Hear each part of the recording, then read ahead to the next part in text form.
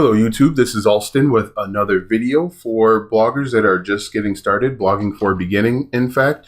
In this video I am going to show you 8 websites that you can go to get free images, free as in royalty free. Before we get started, make sure that you hit the like and the subscribe as well as the bell notification to stay up to date and receive updates when I create new videos.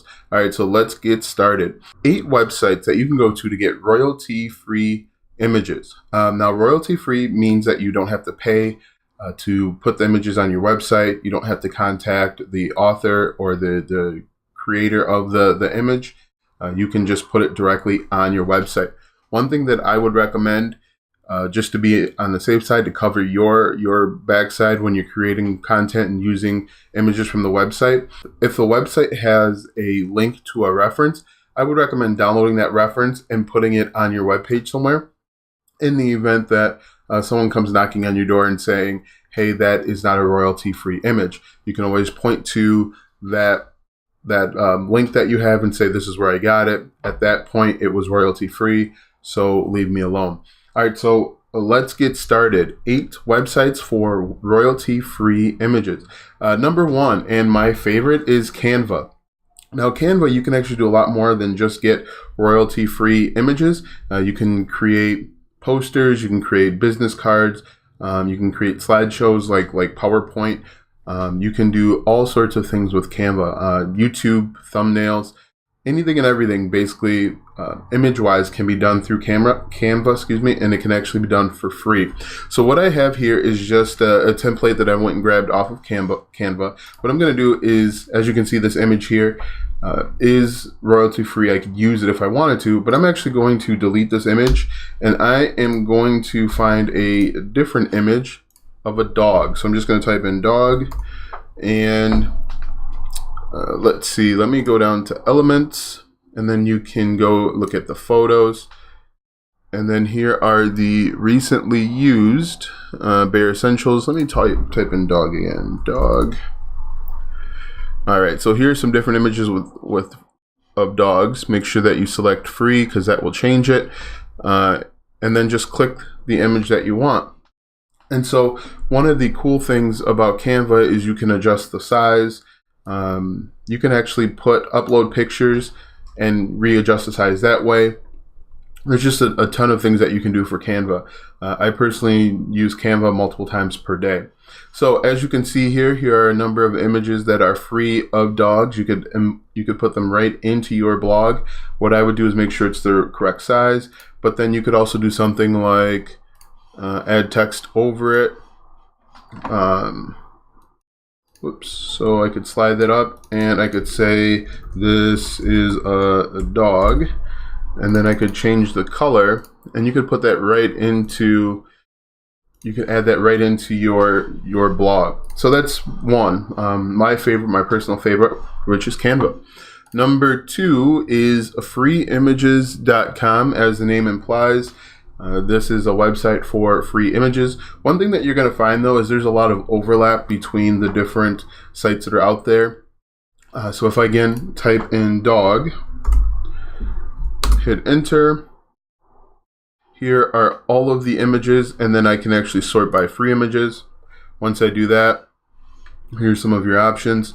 I'm going to click on this image here, and so then this will try and get you to pay. So other ones are going to be free, so you just have to watch that.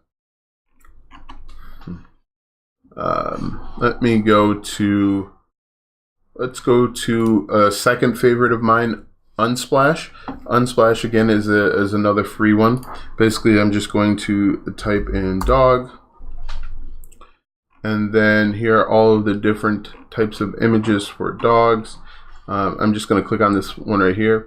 From here, you can do one of two things. You can click on the image to expand it or make it wider. You can also just download it directly to your computer. So what I'm going to do is I'm actually going to click on the image, expand it, and then you can actually adjust the size from here as well. One thing that you want to make sure you do, as I referenced earlier, Some sites will provide you with reference links. What you may want to do is just copy this reference link and put it somewhere on your website.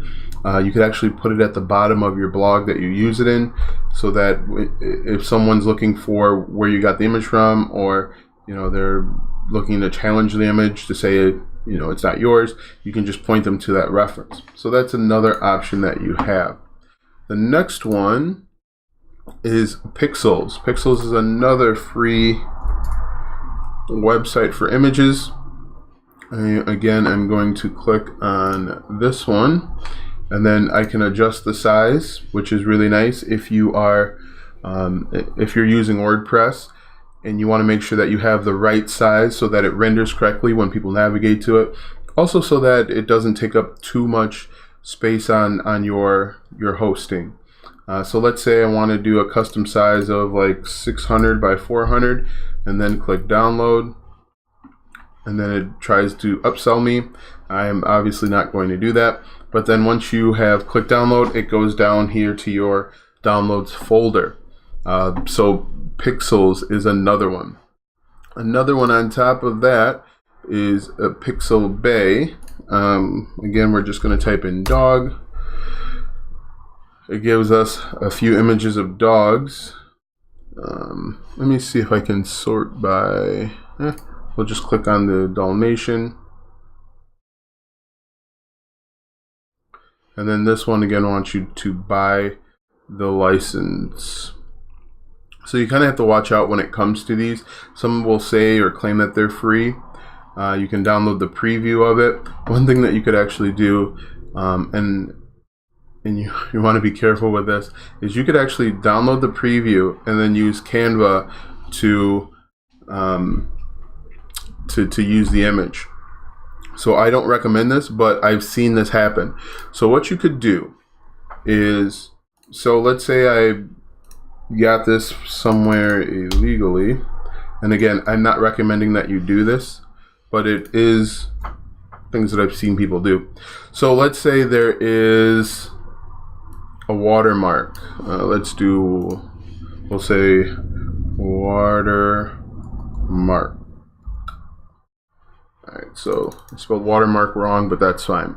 Usually watermarks are white, and they're kind of, we'll say they're kind of like that. What you could do, and what I've seen people do, is they have used Canva. They have used Canva to make... They've used Canva to hide the watermark. So what they've done is they have done something like this. They've added a layer on top, and then they will do something like this, and then they'll say over the top, "This is my dog." And then they'll go white here. Could move this down. They can move it down, and you could also make this other layer a little bit darker so it's even harder to see. So if you did that, you wouldn't even know. But again, I don't recommend doing that. Like I said, I've seen that happen, and I've seen people get caught because they didn't have authorized use to use that. But that's something that has been done in the past. So the next one that we can look at is freeimages.com. One thing to look for is to look and see who is the owner and maintainer of the site, because that can help let you know if it's free. It says free to download and free to use, but again, let's say a dog. Found some dogs, and the good thing so far is we haven't found really any overlap. As I mentioned earlier, oftentimes there are a lot of overlap in these websites. Some people are uploading the same image to multiple websites. So I found a dog that I want. I can change the size, select the size, and I can click download. And again, it'll be sent right to your downloads folder. The next one is Shutterstock. Now, I believe it says explore millions of royalty-free images. Let's see. I believe this one is free, but find out soon. All right. So again, you typed in dog. I'm going to click on it, and then they just want you to create a free account in order to download. Again, this has the watermarks on top of it so that you can't just do a screenshot. But this is another one. The next one is freephotos.cc, and again, we're just going to type in dog. And as you can see, there is some overlap, which usually means that this site is probably owned or shares ownership between one of the other sites that we've been to. So as you can see there, it looks like it may even be an aggregator where it just collects websites, pictures from other websites. So we're going to click the download.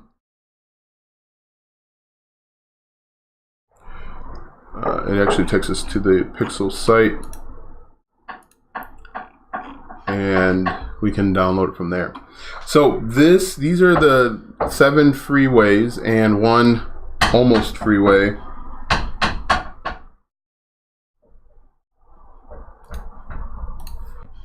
So these are the 7 free ways and 1 almost free way to find images for your blog or your website. Now, personally, I actually recommend that you use your own images, just so that Google sees that as a good thing that you are using your own images.